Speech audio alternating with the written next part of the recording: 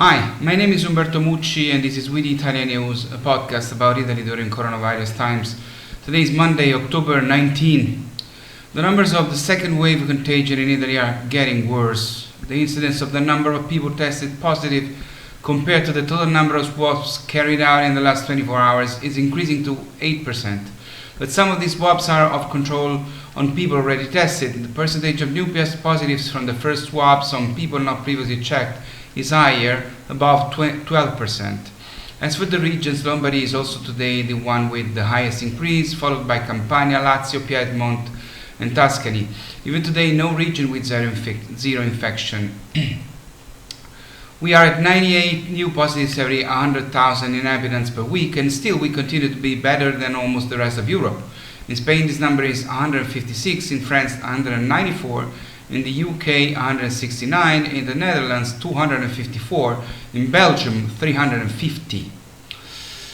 The daily average of cases in Italy in the last 4 weeks is growing worryingly. 1,673, then 2,208, 4,232, and the last week 8,470. Also worrying is the ratio of positives to the number of people tested, calculated as 7-day average over the last 4 weeks.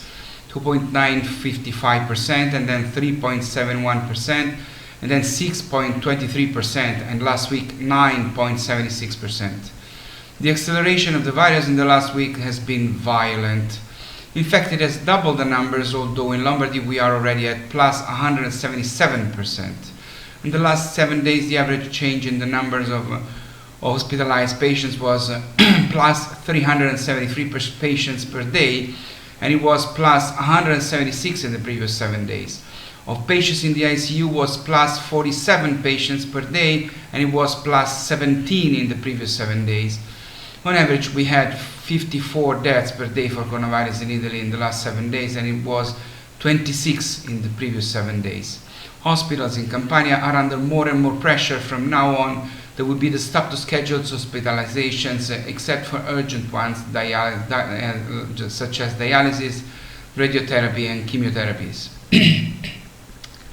I beg your pardon if I'm not being very positive in this video. The numbers that we are seeing with growing apprehension mean ultimately this: we are facing many more problems and many more deaths. In mathematics, it is used to say that the exponential wins over everything, and so it is, unfortunately. Some areas of Italy have an exponential growth. If monitoring is still able to distinguish which are the areas with very high virus circulation, and once again, if it is able, because nobody's sure about that for lack of organization, those areas should be closed immediately. Actually, they should have been closed at least 3 weeks ago. Without any let's see, let's try, let's evaluate, without going step by step in order not to displease people, because at this moment graduality is not granted to us.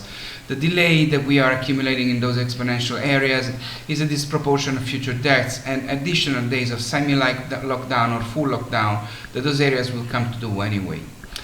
Instead, yesterday we went back to the ritual of March, every week a government intervention that very soon will be already old, as it is now the one announced just 7 days ago, with the press conference of the head of a government convened in the prime time and studied late to increase the likes on his Facebook page. Yes, on his Facebook page, in which only a few journalists chosen by the government with agreed questions participate. Each time with the parliament involved always afterwards, or rather informed of the fait accompli. It is not a dictatorship, it is not, but neither is democracy as it should be.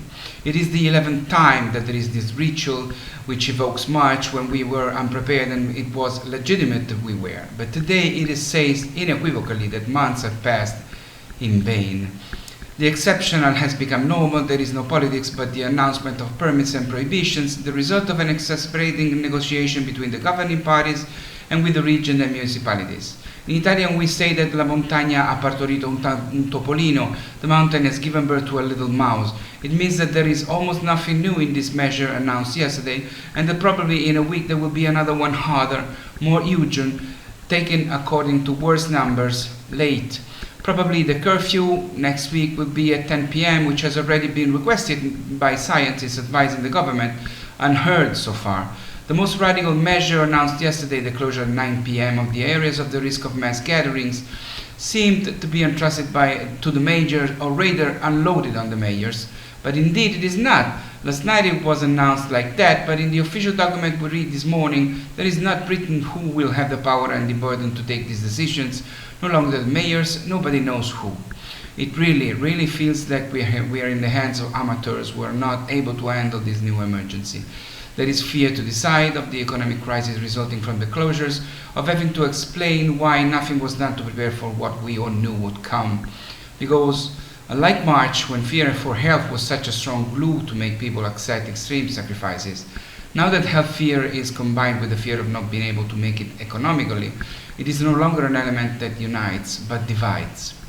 But not everything is bad here in Italy. If politics fails the country, research and industry do not.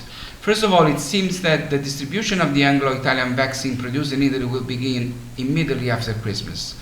Then, a test to understand when someone has a simple flu and when instead they have COVID-19, even with similar symptoms, was developed by the Spallanzani Institute in Rome.